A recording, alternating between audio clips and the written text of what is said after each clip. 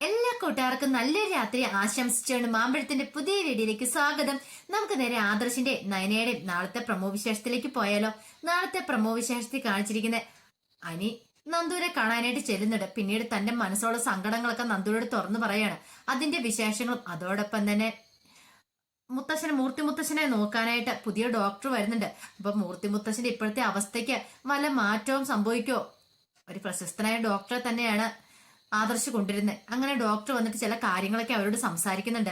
അപ്പൊ അതിന്റെ വിശേഷങ്ങളൊക്കെയാണ് നാളെ നമ്മൾ കാണാൻ പോകുന്നത്. ഇന്ന് തന്നെ നമ്മൾ കണ്ടു, മുത്തശ്ശനാണെങ്കിൽ തന്റെ നാളുകള് എണ്ണപ്പെട്ടെന്ന് മനസ്സിലാക്കി കഴിഞ്ഞപ്പോഴത്തേനും ഒരു വിൽപത്രം തന്നെ തയ്യാറാക്കുന്നുണ്ട്. തന്റെ മരണശേഷം കുടുംബത്തിലുള്ള ആരും തമ്മില് ഇനി ഈ സ്വത്തിനെ ചെറിയൊരു തർക്കങ്ങളൊന്നും ഉണ്ടാവരുത്, അതിനു വേണ്ടിയിട്ട്. പക്ഷെ അത് വായിക്കാനായിട്ട് ആദർശിന്റെ കയ്യിലേക്ക് കൊടുത്തു കഴിയുമ്പോൾ ആദർശ് അത് വലിച്ചു കീറി കളയുവാണ്. ജലജ ഒട്ടും പ്രതീക്ഷിച്ച കാര്യമല്ല.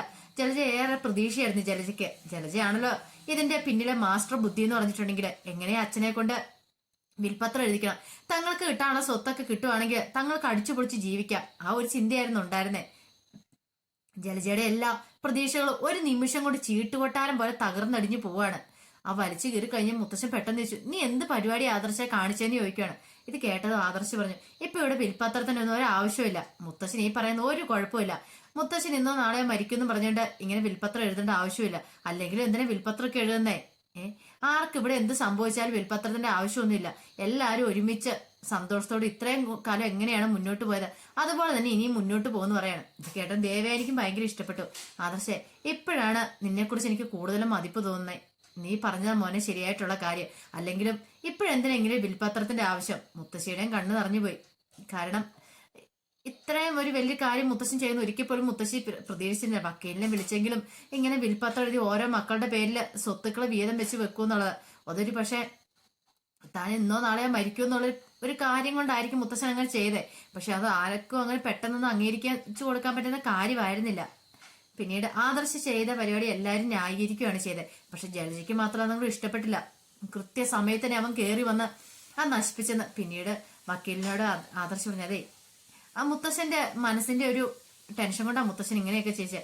അതെ, ഇപ്പൊ വിൽപത്രത്തിന്റെ ആവശ്യമൊന്നുമില്ല. മുത്തശ്ശൻ എന്നോ നാളെ മരിക്കാനൊന്നും പോകുന്നില്ല. പിന്നെ ഏതെങ്കിലും കാലത്ത് മുത്തശ്ശൻ അങ്ങനെ എഴുതണം തോന്നി പിന്നെ എപ്പോഴേലും വേണമെങ്കിൽ അന്ന് എഴുതിച്ചാൽ മതി. ഇപ്പൊ വക്കീല് പൊക്കോളാനും പറഞ്ഞ് വക്കീലിനെ അങ്ങോട്ട് പറഞ്ഞു വിടുവാണ്. മുത്തശ്ശനാണെങ്കിൽ സന്തോഷമായി. മുത്തശ്ശൻ ആദർശനെ ചേർത്ത് പിടിക്കുന്നുണ്ട്. മുത്തശ്ശൻ മനസ്സിലാകുമായിരുന്നു തന്റെ മക്കൾക്ക് തന്നോട് എത്രമാത്രം സ്നേഹവും കരുതലും ഉണ്ടെന്ന്. പിന്നീട് കാണിക്കുന്ന മുത്തശ്ശനെ നോക്കാനായിട്ട് ഫേമസ് ആയിട്ടുള്ള ഡോക്ടർ വരുവാണ്, ബഷീർ അഹമ്മദ്. അപ്പൊ കുറെ ട്രീറ്റ്മെന്റ് ഒക്കെ ചെയ്തു, പക്ഷെ ഒരു ബലം ഉണ്ടായില്ല. അപ്പൊ ഈ ഡോക്ടർ നല്ല ബെറ്റർ ആണെന്നാണ് അനാമികയുടെ അച്ഛൻ പറഞ്ഞ്. അങ്ങനെ ഡോക്ടർ വന്ന് മുത്തശ്ശനോട് കാര്യങ്ങളൊക്കെ തിരക്കുവാണ്.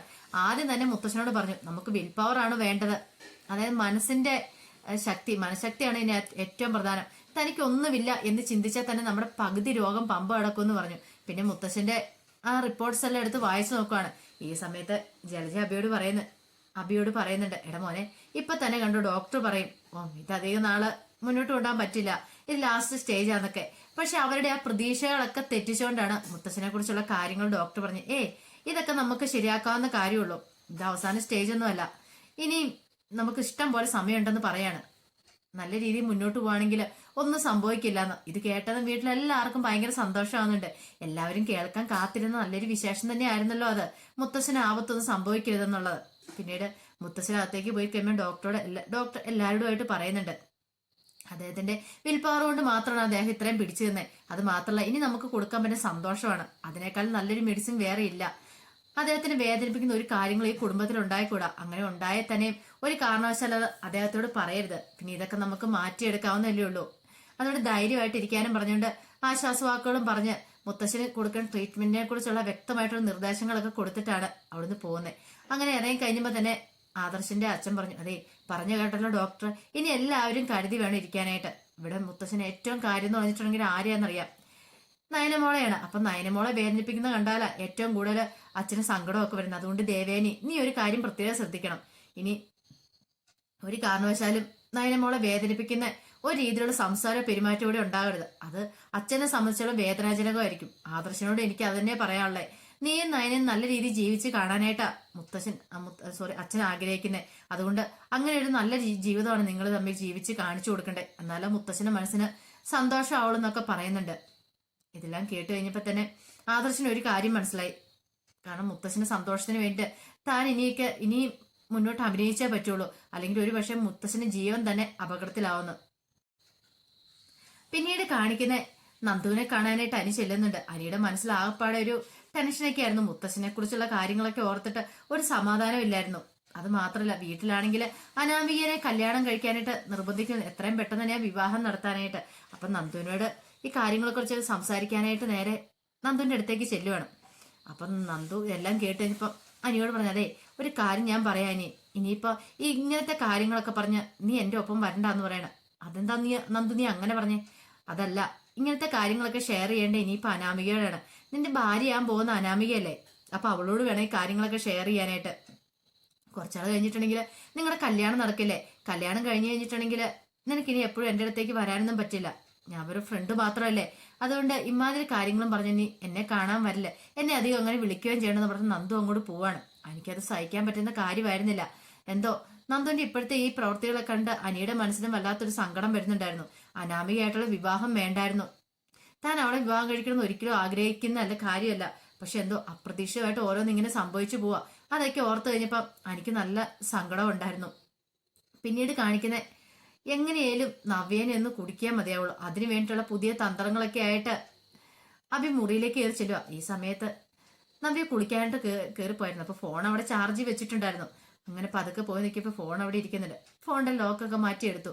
അപ്പൊ അതിനകത്തുനിന്ന് കുറച്ച് ഫോട്ടോസൊക്കെ അബിയുടെ ഫോണിലേക്ക് അബി സെൻഡ് ചെയ്യുവാണ്. കാരണം അവളും നവ്യയുടെ ഫ്രണ്ട്സുമായിട്ട് നിൽക്കുന്ന ഫോട്ടോസൊക്കെ എല്ലാം സെൻഡ് ചെയ്ത് കഴിഞ്ഞിട്ട് പറഞ്ഞു, ഇനിയാണ് ഞാൻ കളിക്കാൻ പോകുന്നത്. നീ നിന്റെ ഫ്രണ്ട്സിനോടൊപ്പം നിൽക്കുന്ന ഫോട്ടോ, ആ ഫോട്ടോയൊക്കെ നിന്റെ ഫ്രണ്ട്സിനോടൊപ്പം ഉള്ള ആ ഫോട്ടോസൊക്കെ ഞാൻ മാറ്റി വിടുന്നത്. നിന്റെ ഫ്രണ്ട്സിനെ മാറ്റിയിട്ട് അവിടെ ഞാൻ വേറെ പല ആൾക്കാരും കയറ്റി അങ്ങ് നിർത്തും. ഇനിയാണ് എന്റെ കളി നടക്കാൻ, നീ കണ്ടോന്ന് പറയാണ്.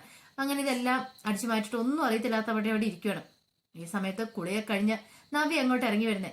അപ്പൊ അഭി നല്ലപിള്ള ചമഞ്ഞ് അവിടെ ഇരിക്കുന്ന കണ്ടപ്പോ തന്നെ നവ്യ ചോദിച്ചു, എന്ത് പറ്റി എന്ന് ചോദിക്കണം. എന്താ, അല്ല സാധാരണഗതിയിൽ ഇങ്ങനെ മുറിയിൽ ഇരിക്കുന്നതല്ല, ഇരുന്നാൽ തന്നെ എന്നെ കണ്ടിട്ടുണ്ടെങ്കിൽ എന്തേലും ചീത്തയും പറഞ്ഞിട്ട് വരുന്ന, ഇന്ന് എന്ത് പറ്റി മര്യാദരാമനായിട്ട് ഇരിക്കണേന്ന് ചോദിക്കണം. ഓഹോ, ഇപ്പൊ ഞാൻ ഈ മുറി വന്ന് ഇരുന്നാലും പ്രശ്നമല്ലേന്ന് ചോദിക്കുന്നുണ്ട്. അല്ല, ഇങ്ങനെ ഈയിടെ ഒന്നും ഇരുന്ന് കാണുന്നില്ല, അതുകൊണ്ട് ചോദിച്ചാന്ന് പറയാണ്.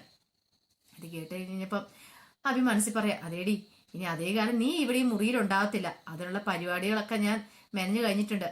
അധികം വൈകാതെ തന്നെ നീ ഈ വീട്ടിൽ നിന്ന് പുറത്തു പോകും. അത് കണ്ടു, ഈ അഭി ആരെന്ന് അപ്പോഴാണ് നീ അറിയാൻ പോകുന്നതെന്നൊക്കെ. പക്ഷെ ഇതൊന്നും നവ്യക്ക് അറിയില്ല. ഈ ഫോട്ടോ അടിച്ചു മാറ്റിയ കാര്യമൊന്നും നവ്യ അറിയുന്നില്ലല്ലോ. അപ്പൊ അതിന്റെ വിശേഷങ്ങളൊക്കെയാ നമ്മൾ നാളെ കാണാൻ പോകുന്നത്. അബിയുടെ ആ ഗൂഢതന്ത്രങ്ങളും അതോടൊപ്പം തന്നെ മുത്തശ്ശനെ ജീവിതത്തിലേക്ക് കൈപിടിച്ച് കൊണ്ടുവരാനായിട്ട് അനന്തപുരിയിൽ എല്ലാവരും ഒറ്റക്കെട്ടായിട്ട് നിൽക്കുകയാണ്. അപ്പൊ ആ വിശേഷങ്ങൾക്കായി നമുക്ക് എല്ലാവർക്കും കാത്തിരിക്കാം കേട്ടോ. ഒരിക്കൽ കൂടി എല്ലാവർക്കും നല്ലൊരു രാത്രി ആശംസിച്ചാണ് നിർത്തുന്നു. നന്ദി.